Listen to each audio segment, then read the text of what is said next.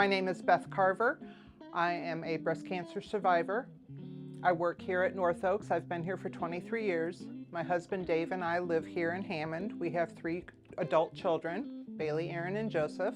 One evening last fall, my older sister had called me and she said very nonchalantly, "No big deal, I just want you to know I've been diagnosed with breast cancer, but I don't want you to worry, it's not a big deal, we have a plan."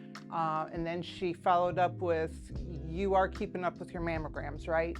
Which I was not.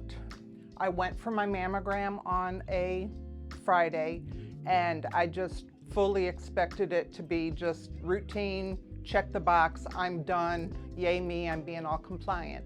And then they called me back on Monday and asked me to come back and have another one. And then they followed that up with an ultrasound. And that's when things started like sinking in that maybe I didn't just check the box. When I was waiting for the results, I went to my dear friend Sarah's office because I just really felt like I was lost. I was kind of in over my head. And I sat there and I just couldn't talk. It was just paralyzing for me because I was drowning there. And Sarah said, "You're scaring me, you have to say something." And the only 2 words that could come out of my mouth were breast biopsy. That's all I could say. And immediately Sarah jumped into action.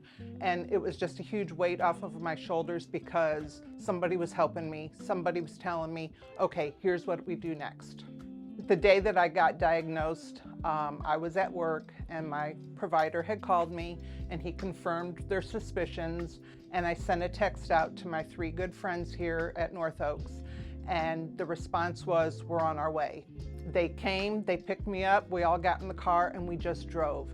We talked it through, we cried, we laughed about it, we just kind of let it sink in. And then we kind of took a breath, turned the car around, and we started driving back to the hospital, and that's when we started making our lists. We started making our plans. What are our questions? Who do we need to see? And then in fact, those 3 friends went with me to my first appointment with Dr. Lewis, my surgeon, and they stayed there with me until my husband could get there. My husband has been wonderful throughout the whole journey. A breast cancer diagnosis is pretty hard on a spouse as well. He was devastated. 36 years ago, he had promised to love me in sickness and in health, and he kept his promise to me. Following my surgery, he ensured for the first month that I had 24-hour care and I had to do nothing but heal. So I'm just eternally grateful to him. If I can share one thing, I have a son who is a Marine, and at the time he was stationed in Cherry Point, North Carolina. And I had called him and told him my diagnosis, and of course he was very upset. Well, then for my surgery, he called me that morning and talked to me, and he said, "I'm just really sorry I'm not there, Mom." And I told him, "You know, you've got a life over there, that's fine. I'll talk to you later." And he called me that evening when I was in recovery, and again he said, "I just wish I could be there." And the next morning when I woke up in ICU, he walked in the door. He had driven all night to come and be with me, so that was I raised him right. I think there's probably a lot of women like me who think that's not going to be me. Other people get breast cancer, not me. So I would like to maybe just inspire them to check the box like I did. 1 out of 8 women get breast cancer. Maybe you are one of those 7, but go check the box.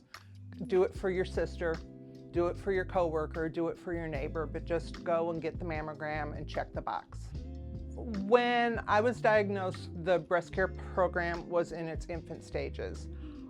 So I have been able to see it really bloom and develop, and I have been fortunate enough to be part of the content and part of the design of the program. So I'm honored that I've been able to help them. I'm so impressed with the breast care program. There's a lot of people on the team who are very passionate about it, and I think that all of the area women are going to benefit from that passion.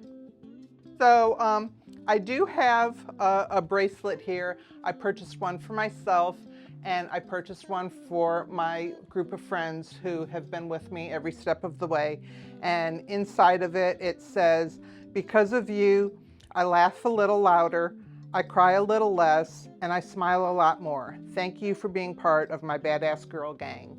And I have given this to my friends who started off with me, and they're still with me.